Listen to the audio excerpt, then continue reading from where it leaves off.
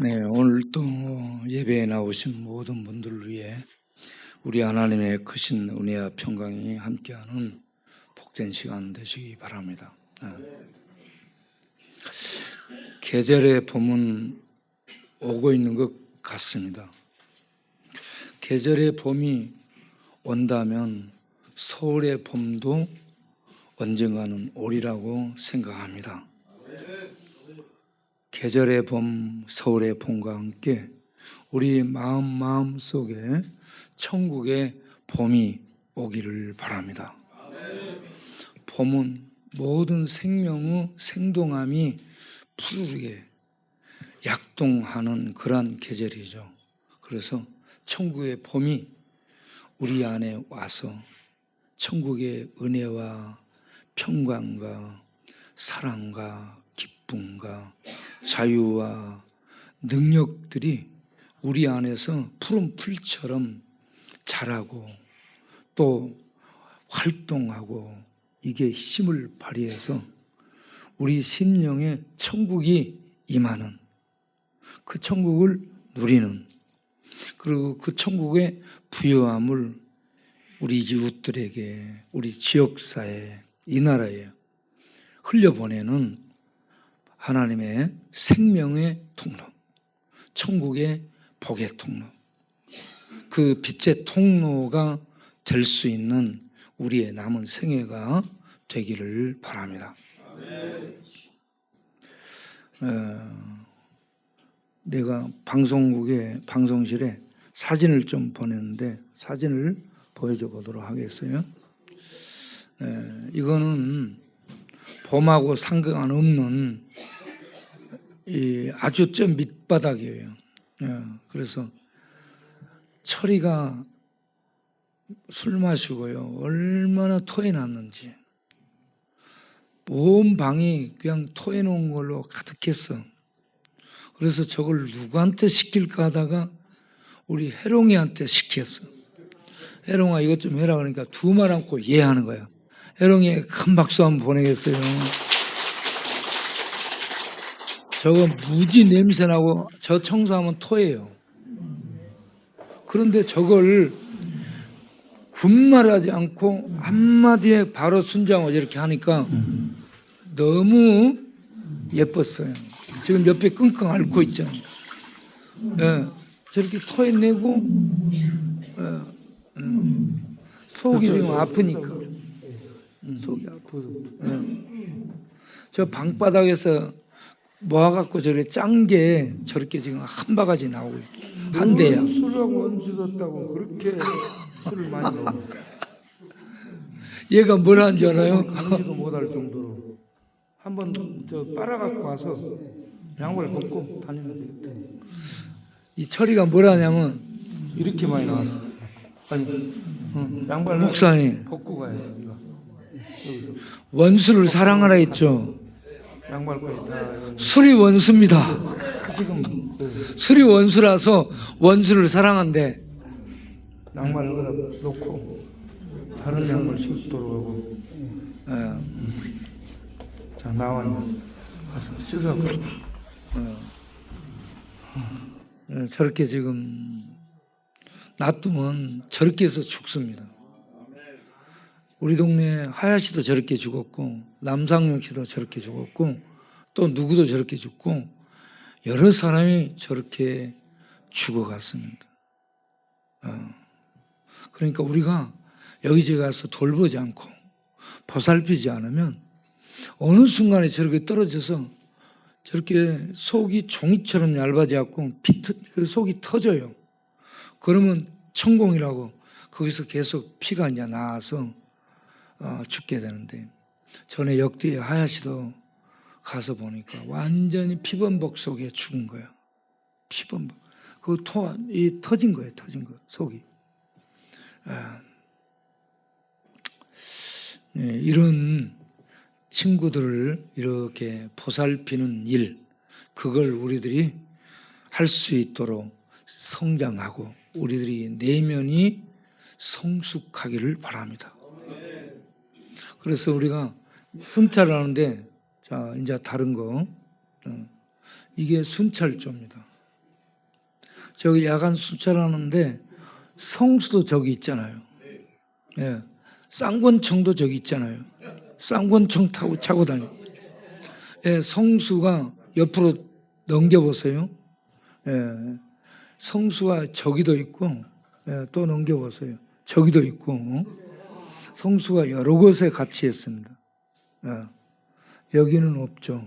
그런데 여기는 동원참치도 같이 이렇게 했어요.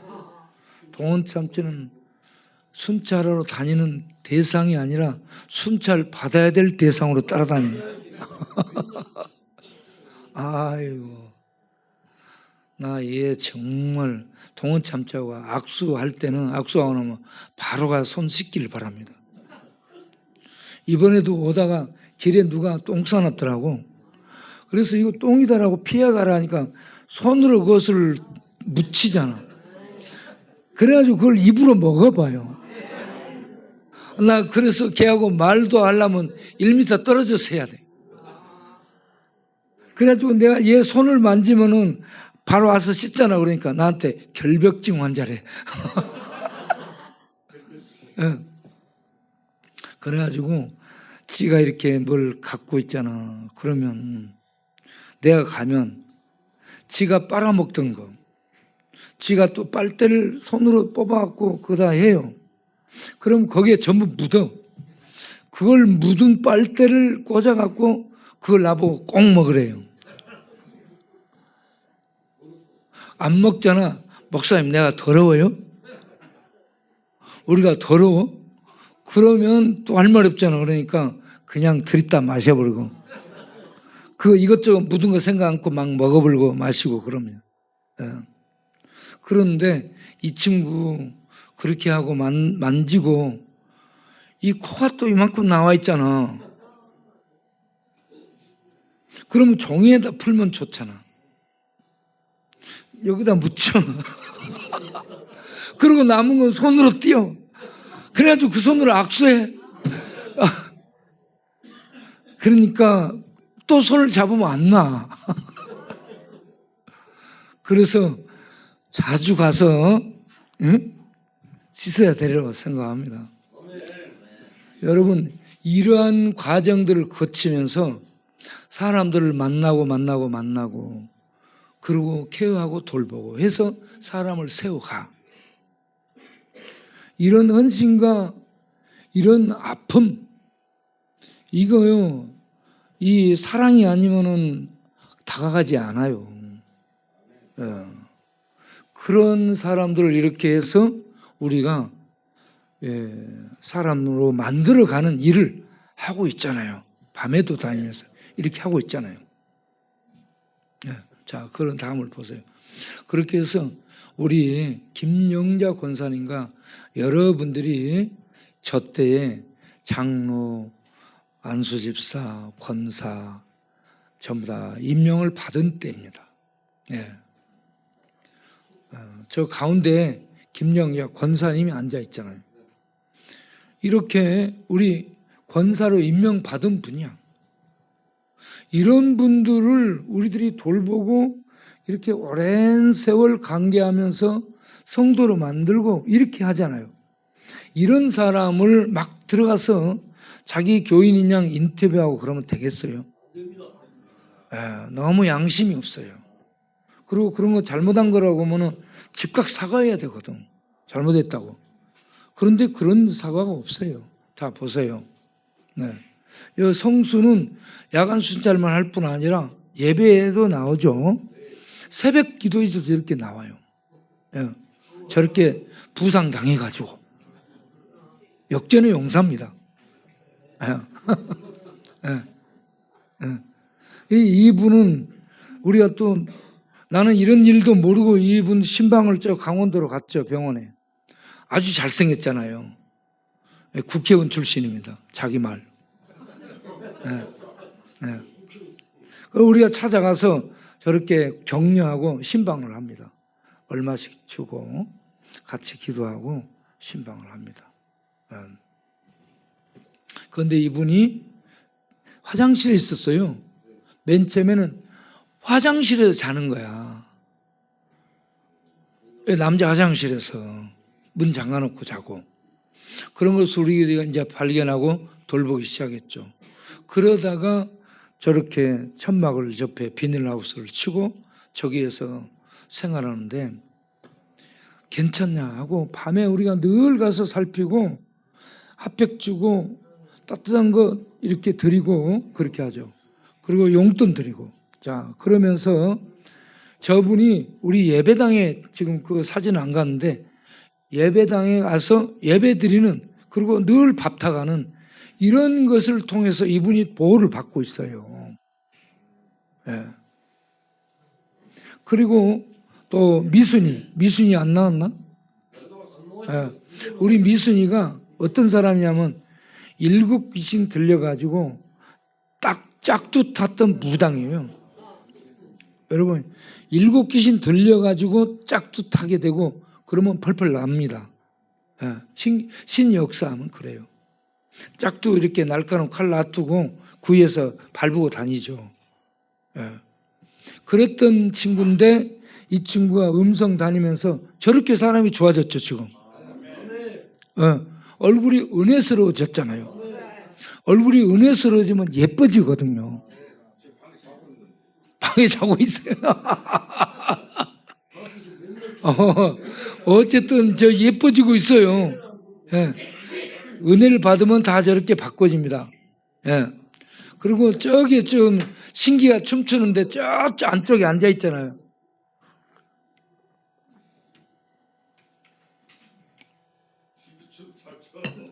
예. 우리 신기는 춤을 추기에 태어난 사람이에요. 예. 그리고 노래도 은혜스럽게 불러요. 홍철이도 마찬가지. 예. 자, 넘기세요. 우리가 이렇게 무안에도 가서 무안이나 완도까지 우리 미순이가 같이 다니면서 2박 3일씩 할 때 그곳에서 같이 은혜 받고 같이 운동하고 같이 교제하는 이런 것들을 통해 사람이 변화됩니다. 여러분, 이론 교육 해도 제자가 안 돼요. 한 번씩 뭐 준다고 사람 되겠어요? 그거는 전혀 이렇게 뭐가 닿지 않아요. 옥하는 목사님이 제자 훈련을 그렇게 코스를 만들어서 했지만 뭐라고 마지막에 자기가 자체 평가했냐면, 내가 제자를 만들지 못하고 교회에 묶어놓는 수단이 되고 말았다라고 했어요. 예수님이 제자 훈련을 어떻게 합니까? 이론 갖고 안 해요. 실제로 다니면서 생활 속에서 말씀으로 교육하고 실천하면서 훈련을 통해서 실패를 거듭하며 그리고 다시 세워서 만들어주고요. 그리고 다시 그들을 기도하고 이끌어서 또 만들어가고, 그리고 성령을 부으셔서 성령의 능력으로 그들을 붙잡아서 제자로 만들어 가잖아요. 그냥 제자가 되는 게 아닙니다. 그래서 이렇게 만나서 치유하고 보살펴주고 기도해주고 그리고 격려해주고 하나님의 은혜가 만지도록 해서 사람을 만들어가는 이러한 꾸준함과 지속되는 이런 관계를 통해서 사람이 훈련이 되고 교육이 되고 만들어져 가는 겁니다. 여러분, 주일 예배를 계속 참석하는 거예요. 주일 예배도 훈련의 하나예요. 예배를 꾸준하게 드리면 은혜가 쌓입니다. 그러니까 여러분들이 예배에도 나오고 또 성경 읽기도 나오고 그리고 기도하는 데도 나오고 그리고 봉사하는 데도 나오고 그리고 순찰하는 데도 나오고 이런 교회 행사할 때 함께 하셔서 이렇게 참여하기를 바라고, 셀 리더들을 통해서 셀원들을 만나서 이렇게 격려하고 또 하나님의 은혜의 말씀들을 나누고 이런 것들을 통해서 여러분들이 전부 교육되고 훈련되고 잘할 수 있도록 하는 방편으로 삼아서 지금 이 교회를 이끌어가고 있습니다. 그러니까 이런 훈련이 굉장히 이렇게 지속적으로 진행이 돼야 된다는 얘기입니다. 한 번 이렇게 만나가지고 되는 게 아니고 날마다 함께 살아야 돼요, 사실은. 그래서 예수님은 제자들을 불러서 함께 살면서 함께 데리고 다니잖아요. 함께가 중요합니다. 그 다음을 보겠어요. 자, 이거는 김수희, 김대현 이 부부, 장애인 부부요. 우리 형제들을, 청년들을 통해 가지고 이렇게 늘 신방하고 보살피는 거예요. 자, 다음. 그런데 이 친구가 또 거기도 가서 기도해 주고 있어요. 네? 우리 교인들이야, 전부. 이렇게 보면. 자, 그 다음을 보세요. 이거는 교회 앞에야. 교회 앞에서 이렇게 하면 안 돼요. 기본과 예의가 없는 무례함이라고 내가 이 사진을 보냈어요. 사진을 보내면서 이거는 기본과 예의가 없는 무례함이다. 내가 지적을 했어요. 이렇게 무례할 수 있습니까? 저는 최소한 기본이 돼야 된다고 생각합니다. 우리가 사역을 안 하면 몰라. 사역하고 있잖아. 열심히 한다는 거 알 거 아니야. 그런 거 싸서 이렇게 하고 있으면 돼요, 여러분? 안 되는 거야. 그래서 제가 약간 화를 내면서 이런 말들을 무례함이다라고 직격을 했어요. 또 보세요. 자, 없나? 네. 자, 이러한 것들 속에서도 제가 이제 생각을 하는 것은 지금 이 시대가 굉장히 어렵고 힘든 시대를 우리가 살고 있잖아요. 국가적으로 힘들어요. 세계 정세도 힘들어요. 이스라엘 팔레스타인 가자지구 공격, 러시아 우크라이나 싸움, 미국 트럼프 관세 전쟁, 여기에 저항하는 각국들, 거기에 대처, 그리고 나라마다 이런저런 이 파벌 싸움이 무지무지 거셉니다. 중동 기반도 중동에서도 그렇습니다. 같은 이슬람을 믿어도요, 이슬람 내에서도 이 아주 과격파하고 온순파하고 또 나눠져가지고 치열한 싸움을 합니다. 그래서 온 세상이 싸움이에요. 힘들어요. 그러면 성경시대는 괜찮냐? 성경시대도 역시 마찬가지입니다. 이 땅에요, 전쟁이 없는 때가 없고요. 이 땅에 싸움이 없는 때가 없고요. 이 땅에 나라별로, 국가별로, 민족별로 고통받지 않은 때가 없고, 그리고 이 문제가 없는 시대가 없습니다. 여러분, 그리고 이게 문제 많고 고통 많고 싸움 많은 이게 세상 이련이 생각하시기 바랍니다. 이런 세상에서 예수 믿고 우리 안에 천국 평안이 와야 돼. 천국 평안, 천국의 자유, 천국의 기쁨, 천국의 은혜, 천국의 사랑, 천국의 능력들이 오게 되면 심령이 천국 안에서 누리는 복락으로 인해서 우리는 이 땅은 소용돌이 치는 속에서도 평안을 누리며 살 수 있게 된다. 이게 복이다 라고 하시기를 바랍니다. 오늘 읽은 스가랴를 보게 되면 잠깐 제가 써서 보냈는데 스가랴를 보겠어요. 스가랴는 이름의 뜻이 다 있어요. 굉장히 이름 중요해요, 여러분. 성경에 나온 에스겔, 다니엘, 스가랴 이 서신들, 이 성경들은 전부 다 예언서고 묵시적인 내용을 담고 있어요. 미래 예언을 담고 있다는 겁니다.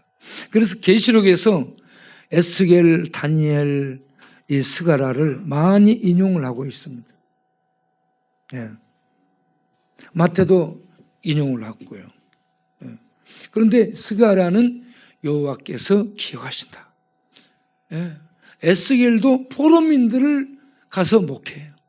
다니엘은 포로로 잡혀간 상태에서 살아가는 믿음의 투쟁을 하는 연속이에요. 스가랴는 포로 귀환한 다음 1차 포로들이 귀환한 다음 그들이 성전 공사를 해야 되는데 성전 공사를 하던 중에 방해를 받습니다. 그래서 그들이 기원전 537년에 돌아와, 그리고 536년에 스룹바벨의 지도 아래 성전 돌을 놔요. 지대를 놔. 그리고 공사를 시작하는데 아주 방해꾼들이 생겨요. 성전 공사하려면 어디나 방해꾼이 생깁니다. 그때 대표적인 방해꾼이 산발랏과 도비아입니다. 산발랏은 어떤 사람이야? 사마리아 사람이요. 도비아는 어떤 사람이야? 암몬 사람이요. 그래서 둘이 결탁해. 그들이 페르시아의 이런 이 정부로부터 관료로, 방백으로 세움을 받아. 그러한 공무원이에요. 그들이 공권력을 가지고 총독으로 파병된 스룹바벨이 이와 같이 예루살렘의 성전을 짓는 것을 방해를 합니다. 그래서 산발랏은 이스라엘 사람이고요, 도비아는 이방 사람입니다.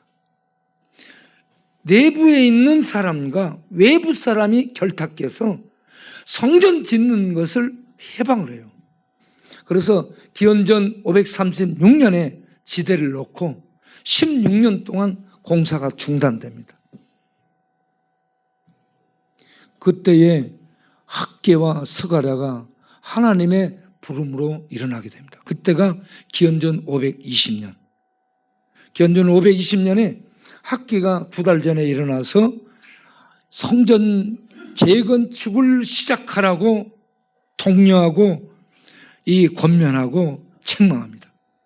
그 뒤를 이어서 스가랴가 이도의 손자요 베레가의 아들 이 스가랴가 일어나, 제사장 가문인데 스가랴가 선지자 곧 예언자로 부름을 받아서 그 시대를 향해 하나님의 메시지를 전하는 사역을 하게 됩니다. 그래서 그 이름 자체가 여호와께서 뭐한다? 기억하신다. 그들을 포로로 잡혀간 상태에 잊어버린 게 아니고 기억하신다. 그들이 다시 돌아와 이런 어려운 상황에 직면해서 이런 회방을 만나서 성전 공사를 해야 되는데 이 어려움을 만나서 못하고 있어. 이 상황을 모두 기억하신다. 하나님이 아시고 하나님이 나를 보냈다. 그러니 너희들 내 말을 듣고 힘을 내라 하는 이런 측면에서 말씀을 하는 것입니다. 그래서 520년에 동료해서 공사를 시작해요. 성전 공사를 다시 시작해서 4년 만에 516년에 성전 공사를 마치게 됩니다. 이 성전 공사를 마치는 것은 새로운 성전을 짓는다는 미래의 소망을 담고 있습니다. 이 스룹바벨의 성전은 조그매요. 조그만데 이 성전 공사하는 게 그렇게 힘들어요. 이 성전 다시 짓는 이것은 미래적인 예언을 담고 있는데 무슨 예언이야? 예수 그리스도를 통한 하나님의 참 성전을 짓는 것에 대한 모형으로 이 스룹바벨 성전이 지어지고 있기 때문에 굉장히 중요한 것이라는 얘기입니다. 두 번째는 이런 예수 그리스도를 통한 참 성전을 짓는 것뿐만이 아니고 이 성전 공사에 참여하는 하나님의 백성들의 내적 성전이 지어지기를 원하는, 외적인 건물 성전만 짓는 이것만 땡 하고 끝나는 것이 아니에요. 그 건물을 짓는 과정에서 성도들의 내적 성전, 영적으로 성도 안에 지어져야 될 하나님의 아름다운 처소가 잘 하나님의 은혜와 말씀들과 성령의 역사 속에 잘 지어져 가도록 하는, 이러한 측면에서 성전 재건축 이 내용을 스가랴를 통해 독려하고 권면하고 촉구하는 굉장히 중요한 의미가 있는 줄로 믿습니다. 우리가 지금 이 동네에 재개발과 함께 새로운 성전, 새로운 교회를 건축하는 이러한 문제가 대두됐습니다. 교회 건축은 중요한 문제지만 그걸로서 끝이 아니고, 여러분 헌금하고 이렇게 하는 것만 끝이 아니고 기도로 참여해야 됩니다. 기도로 참여할 뿐만 아니고 이 성전이 지어진, 교회가 지어지는 것과 함께 우리의 내적 성전, 우리 교회의 전체적인 성전들이 하나님의 은혜 안에서 거룩함과 의로움과 성결함과 하나님의 능력으로 지어져 갈 수 있는 그러한 우리 한 사람 한 사람이 될 수 있기를 하나님이 소망한 줄로 믿습니다. 우리가 그렇게 지어져 갈 수 있도록 기도하고 도전하기를 바랍니다. 이스라엘 백성들이 포로로 잡혀간 다음에 포로로 끌려갔다가 돌아온 다음에 그들이 그 조그만 포로민들 데리고 성전 공사할 때 재정적으로 힘들고 숫자적으로 힘들고 외세에 공격받을 때 싸울 힘도 없고 얼마나 왜소함을 느끼고 얼마나 두려웠겠습니까? 얼마나 힘들었겠어요. 그럴 때에 학개와 스가랴 선지자를 통해서 하나님이 기억하시고 계시다. 하나님이 기억하시니 힘을 내라. 이러한 측면에서 말씀을 해나가고 있는 이 책이 스가랴서라는 것을 기억하시길 바랍니다. 그래서 앞에 내용들이 굉장히 많은데, 자, 나중에 얘기하기로 하고 9장에 가서 9장 1절부터 8절까지는 뭐냐 그러면 외부 세력들에 대한 하나님의 심판을 얘기하고 있습니다. 예, 수리아, 베니게, 블레셋, 이 주변 이 나라들이 이 이스라엘을 여러모로 공격하고 압박하고 힘들게 했던 외세입니다. 그런데 이 외세, 힘들게 했던 외세, 하나님 백성들을 힘들게 했던 이런 외세들을 우리 하나님이 심판하시겠다 하는 내용입니다. 자, 특별히 3절을 보겠어요. 3절. 스가랴 9장 3절 이하를 3절 4절을 보게 되면 두로와 시돈에 대해서 얘기가 나옵니다. 두로는 요새를 건축했다. 은을 티끌같이 금을 진흙같이 쌓아놓고 있다. 어마어마한 부자입니다. 두로가. 네. 어떻게 해서 두로가 이렇게 부자가 됐냐? 두로가 시리아의 서쪽 해안가를 따라서 도시를 건설했어요. 그런데 이 도시를 늘 저쪽에 아수르 쪽에서 공격을 해오니까 거기 위험에 시달리다가 안 되겠다 싶어가지고 해변가로부터 800m 떨어진 섬으로 들어가서 섬 도시를 건설합니다. 800m 안쪽에. 네.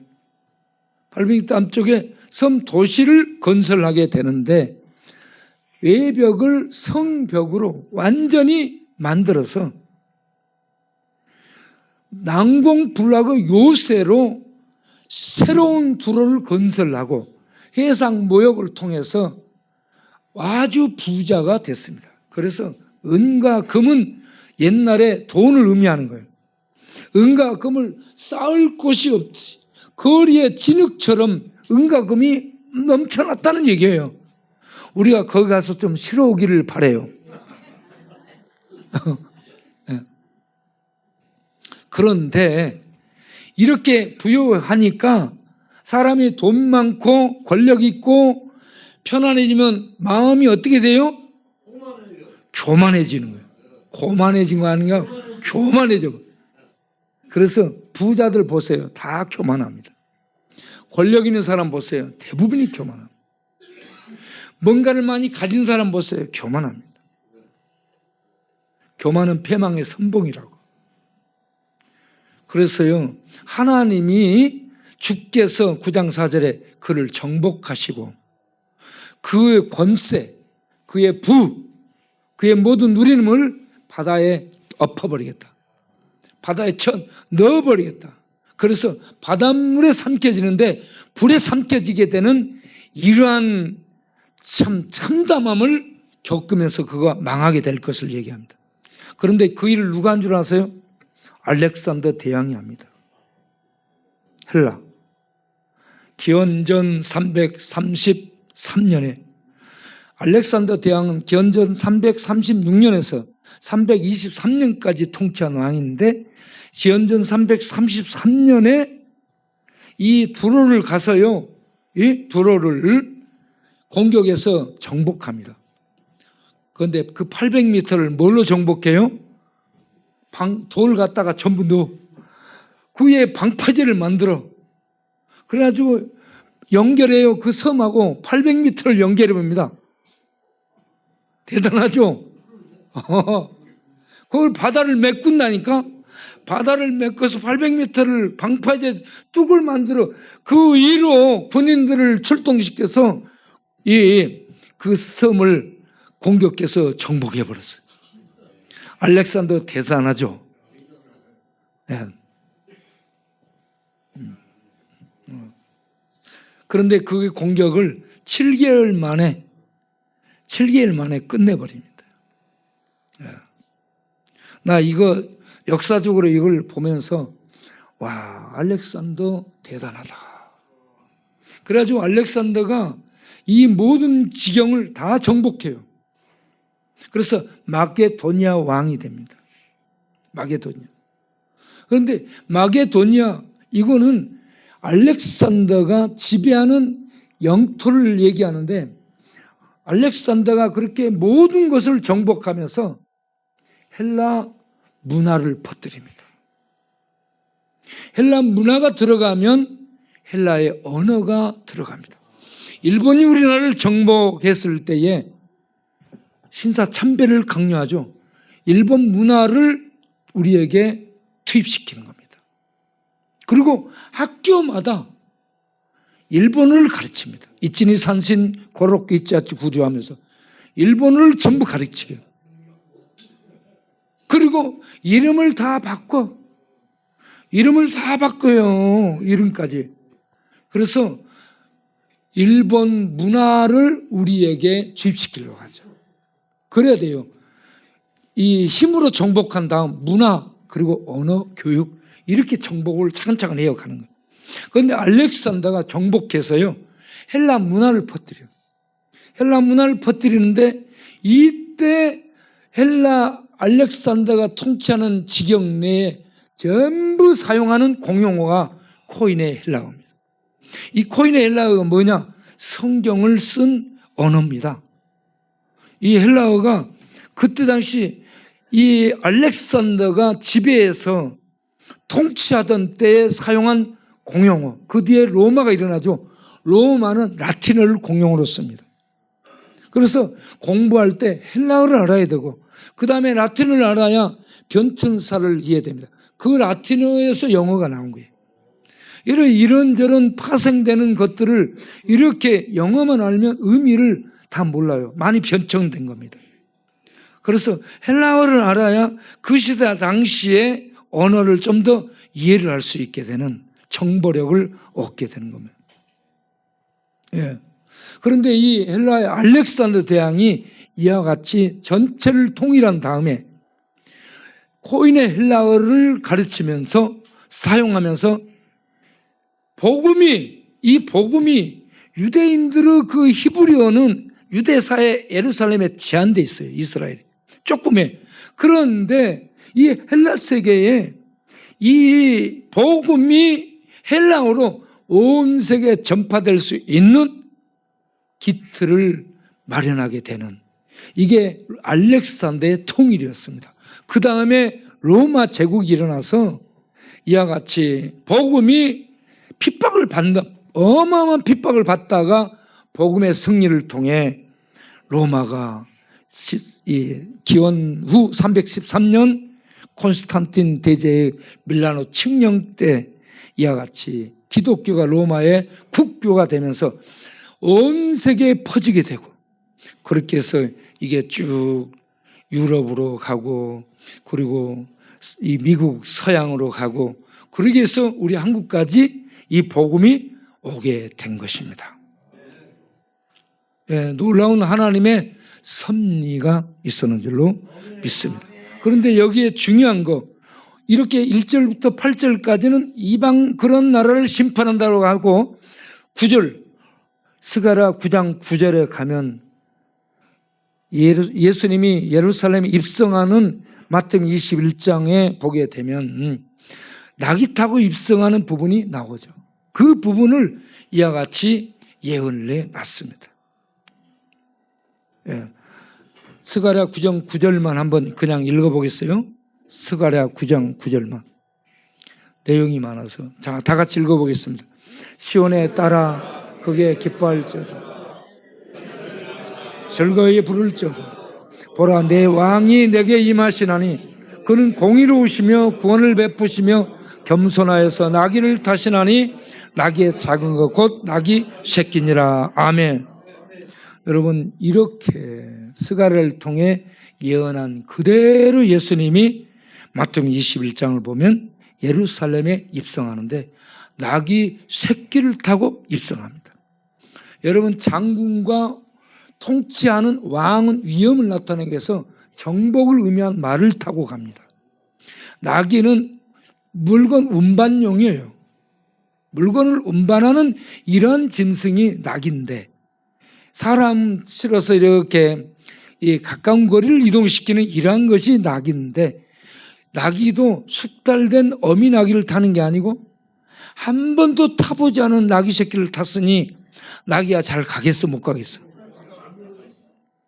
삐뚤삐뚤하고. 그럼 사람들에게 웃음거려야 돼.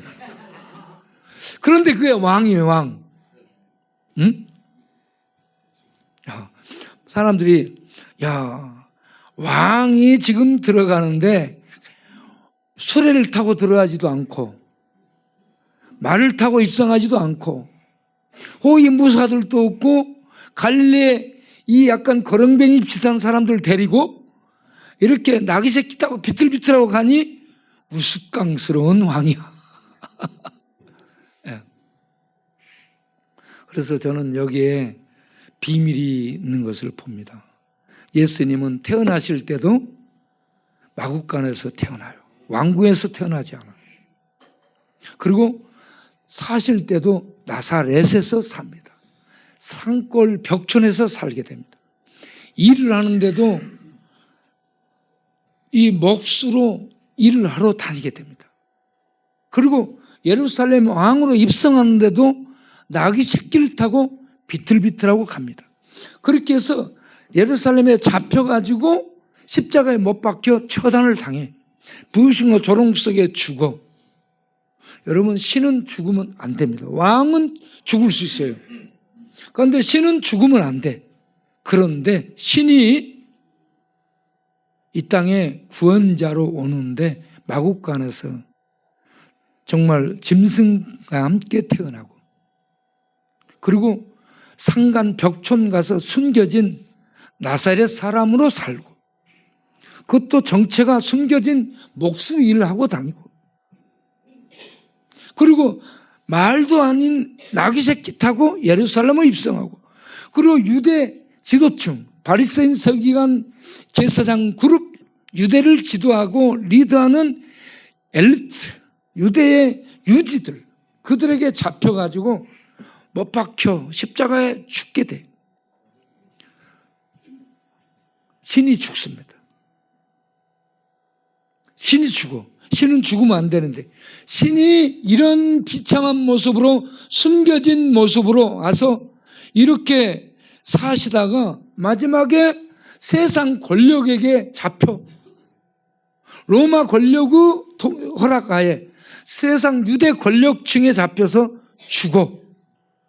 여러분, 아버지 내 영혼을 부탁하나이다. 그러면 신이 죽어 세상이 승리했어요. 마귀가 승리했어요. 신은 죽으면 안 되는데 신 죽어버렸다는. 그런데 이게 신의 한 수인 줄로 믿으시기 바랍니다. 안 죽는 신이 죽음을 통해 우리들의 죄를 십자가에 전부 짊어지고 죽입니다. 신이 죄를 죽이는 상황이에요. 그리고 신이 죽음을 통과해서 어디로 들어가면 죽음 속에 들어가 죽음을 사로잡고 3일 만에 죽음 속에서 살아날 줄을 몰랐어요. 마귀도 이걸 몰랐습니다. 마귀도 이걸 몰랐어요. 자, 그래서 우리가 중요한 기절 한 기절을 보겠어요. 고린도전서 2장 9절을 보겠습니다. 고린도전서 2장 9절. 저는 이러한 것을 볼 때 이 말씀이 딱 생각이 나요. 봐보세요. 다 같이 읽어보겠습니다. 기록된 바 하나님이 자기를 사랑하는 자들을 위하여 예비하신 모든 것은 눈으로 보지 못하고 귀로 듣지 못하고 사람의 마음으로 생각하지도 못하였다. 아멘. 신께서 하나님이 계획한 신의 한 수는 볼 수도 없고 들을 수도 없고 누가 가르칠 수도 없고 사람들이 어떤 기업가가 생각도 해낼 수 없는 하나님의 아이디어입니다. 그래서 그런 죽음을 통해 우리들의 인간을 지배하는 죄를 전부 십자가에서 못 박아 죽이고 죽음으로 파괴하는 이런 아이러니가 있습니다. 죽음으로 죽음을 파괴해요. 예? 그래서 부활한 다음에 마귀를 향해 주님이 딱 서가지고 너 이리 와. 그러니까 마귀가 죽었는데? 살아났네? 마귀의 가장 큰 무기가 죄와 죽음이에요. 죄와 죽음의 가장 강력한 무기를 썼는데 그것 맞고 죽었는데 다시 살아나버렸네? 이제 마귀가 꼼짝을 못하는 거야. 더 이상 쓸 게 없는 거야. 그래서 주님이 부르는 대로 가서 잡혀가지고 꼼짝 못하는 무장해제당한 상태에 있는 줄 믿으시기 바랍니다. 그런데 마귀는 으르렁거리는 소리는 내고 있어요. 이 땅에서 으르렁거리는 소리는 내는데 그는 이미 무장해제당한 상태, 주님의 권위 앞에 무장해제당한 상태에 있음을 알고 다시 주님이 오시면 잡아서 감옥으로 지옥으로 던지게 되는 운명에 처한 존재가 마귀입니다. 이러한 우리를 위해서 우리 주님이 하시는 일이 십자가에 못 박혀 죽으심으로 무슨 일을 했냐? 스가랴 3장 8절 9절 보겠습니다. 스가랴 3장 8절 9절. 자, 거기에 대제사장 요수야 너와 내 앞에 있는 내 동료도 내 말을 들을 것이냐. 이들은 예표의 사람들이라. 내가 내 종 싹을 나게 하리라. 하나님이 종 싹을 나게 하리라. 이게 숨겨놓은 거예요. 그 다음 9절을 보세요. 다 같이 읽어보겠어요. 만군의 여호와가 말하노라. 내가 너 여호수 앞에 세운 돌을 보라. 한 돌에 7눈이 있느니라. 내가 거기에 새길 것을 새기며 이 땅의 죄악을 하루에 제거하리라. 아멘. 8절에는 종 싹이라는 단어가 나오고 9절에는 한 돌 7눈이 있는 돌이 나오죠. 저 돌이 히브리어로 에벤입니다. 에벤 돌. 에벤 돌은 이렇게 배가 불러져 있어요.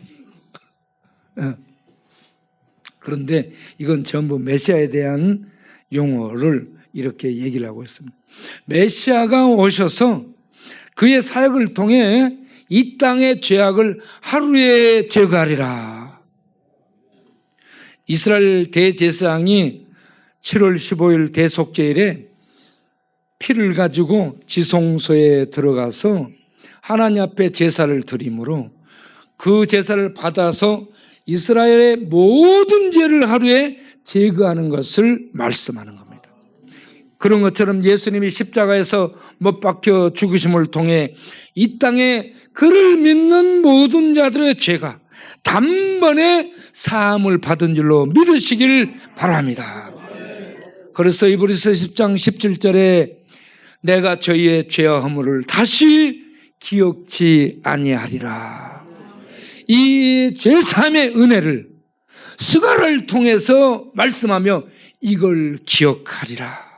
여러분, 이걸 기억하기를 바랍니다. 하나님이 죄인들을 기억하고 이렇게 종 싹을 보내, 돌을 보내, 7눈을 가진 돌을 보내서 그의 백성들의 죄를 단번에 하루에 사하여 주는 이런 은총을 베풀 것을 스가랴가 말씀을 전해주고 있습니다. 예수는 이 일을 하러 오신 메시아 구원자입니다. 여러분, 예수를 믿고 예수님 안에서 이 땅은 파도치는 소란이 계속될지라도 예수님 안에서 죄사함의 자유와 그 하나님의 천국의 통치의 평강을 누리며 사는 우리 하루하루가 되기를 바랍니다. 요한복음 16장 33절 말씀 장상국 집사님 아세요? 요한복음 16장 33절. 이것을 너희에게 이름은 너희로 내 안에서 평안을 영원토록 누리게 하려 함이라. 세상에서 너희가 환난을 당하나 담대하라. 세상을 이겨노라 하시니라. 요한복음 16장 33절 읽어보겠습니다. 시작.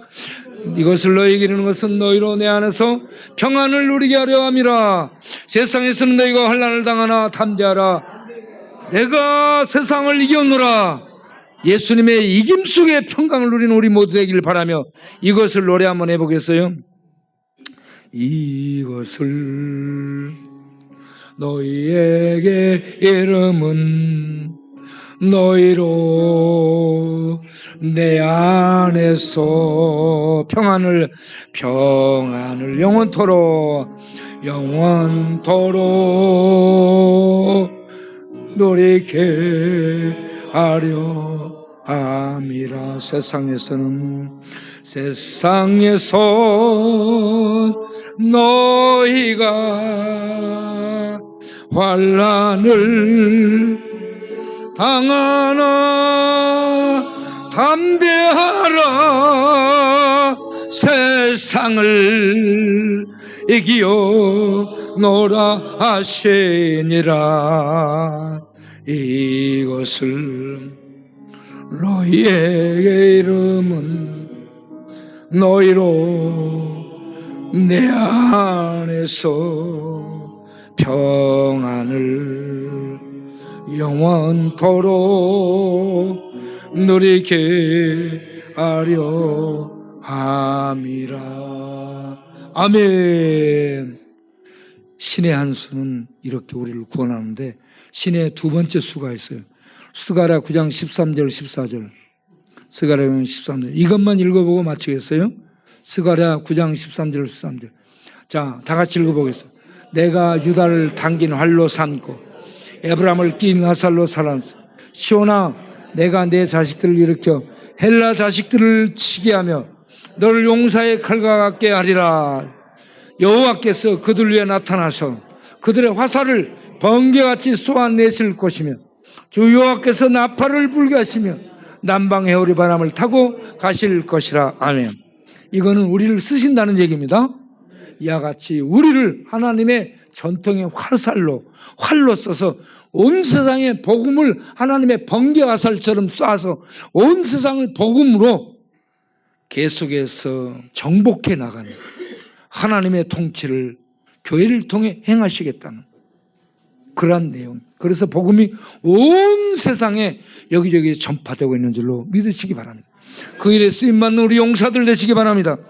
기도하겠습니다. 하나님 아버지, 신의 한 수 아들 예수를 이 땅에 보내 죽이는 것고 신의 두 수 그의 백성 초라한 우리를 하나님의 전통의 번개 화살로 사용해서 온 세상에 복음을 전하는 겁니다. 이러한 신의 한 수 두 수를 우리가 보고 그 신의 놀라운 축복을 날마다 평강으로 자유로 하나님의 능력으로 누리며 사는 우리 모두 되게 하여 주옵소서. 예수님의 이름으로 기도합니다. 아멘.